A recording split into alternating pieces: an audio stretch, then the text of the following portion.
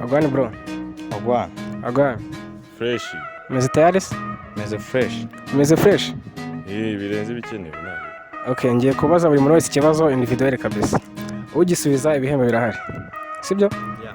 Mu masegonda 5 yonyine. Uri tayari? Ndi tayari. Tayari? Okay, twagiye. Ikibazo cya mbere ngiye kuguheraho. Sibyo? Mu masegonda 5. Wize imibare? Arayizi. Primaire? Na secondaire. Hose kabisa. Okay, twagiye. Kabiri, sibyo? Ukubye 5. Sibyo?